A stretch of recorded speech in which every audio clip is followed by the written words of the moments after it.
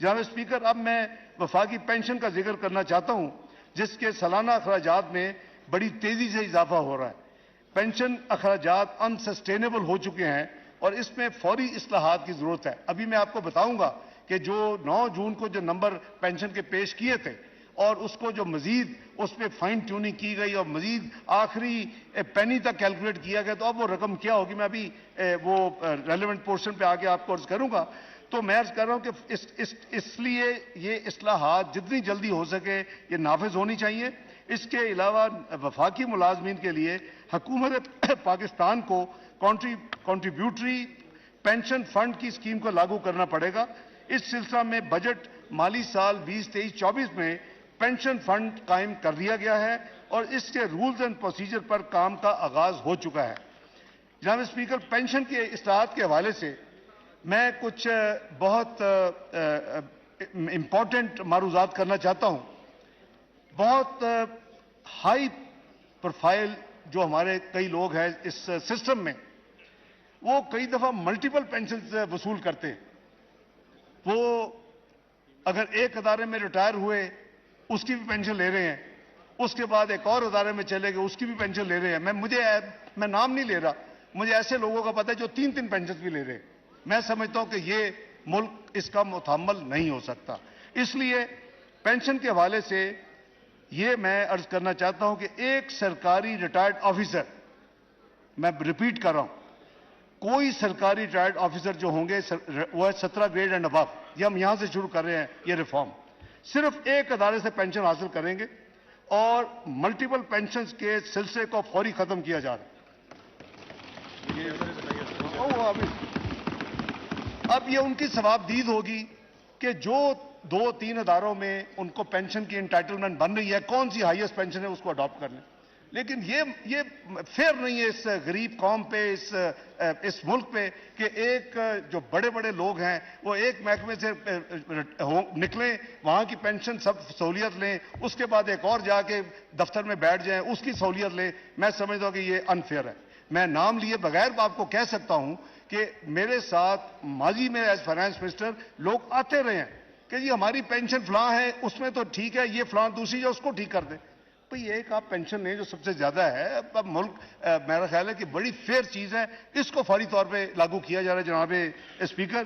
دوسری، پینشن کی کمپیوٹیشن کے وقت ایڈ ہاک پینشن الاؤنس کو کمپاؤنڈنگ کے بغیر نیٹ پینشن میں شامل کیا جائے، یہ ایک دوسرا ریفارم ہے، اس کی اشد ضرورت ہے۔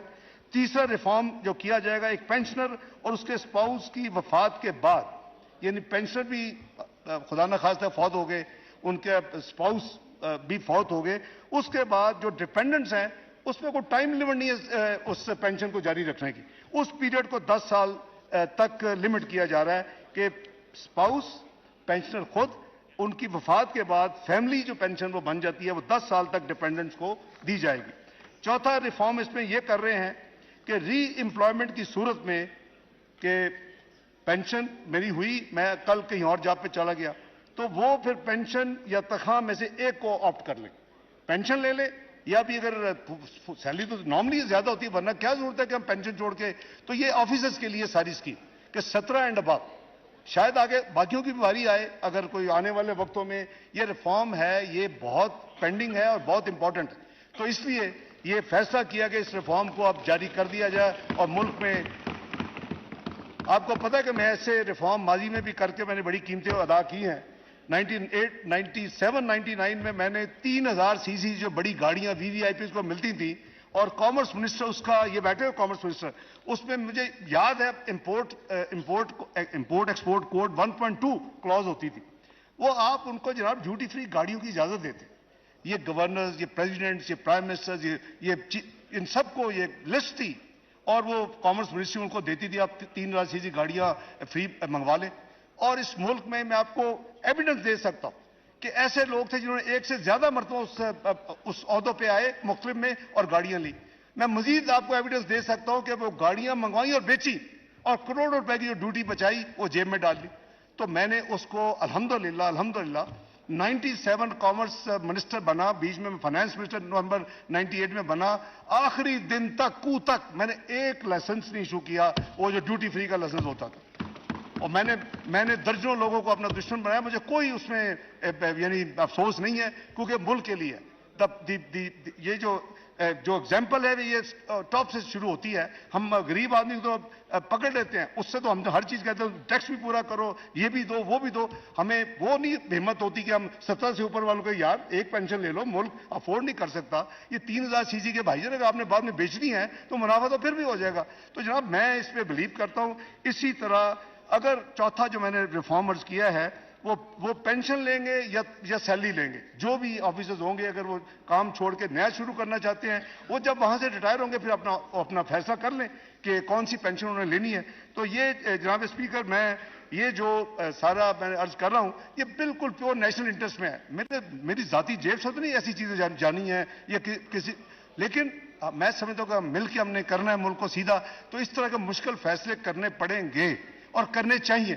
کوئی فرق نہیں پڑتا کہ اگر آپ کو کچھ اس کی قیمت ادا کرنی پڑے. جناب اسپیکر, پچھلے چند ماہ سے پوری قوم کے سامنے ایک بڑا سوال یہ رہا ہے کہ آیا IMF کا 9th ریویو کامیابی سے ہوگا یا نہیں.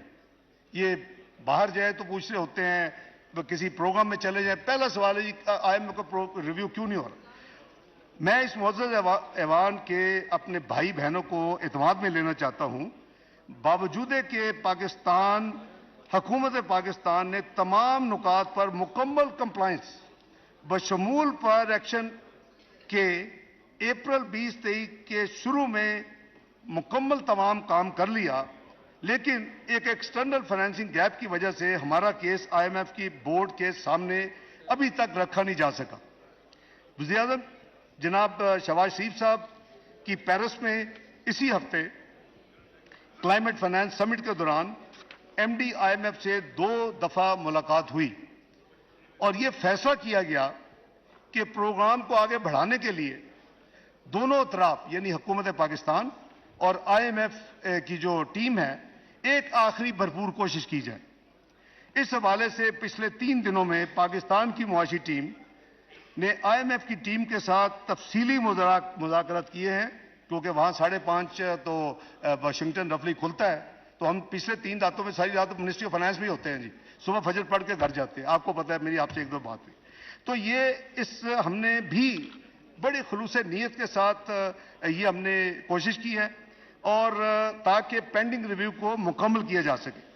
ان مذاکرات کے نتیجے میں مالی سال 23-24 کے لیے جو فائنل میں بہت وش لسٹ کا نمبر نہیں, ایسے پریشان ہو گئے, اس میں ہم نے 215 روپے کے ٹیکس صرف مانے ہیں جو کہ لگانے کی تجویز ہے اور جو کہ امینڈمنٹس ابھی ٹیبل ہوں گی.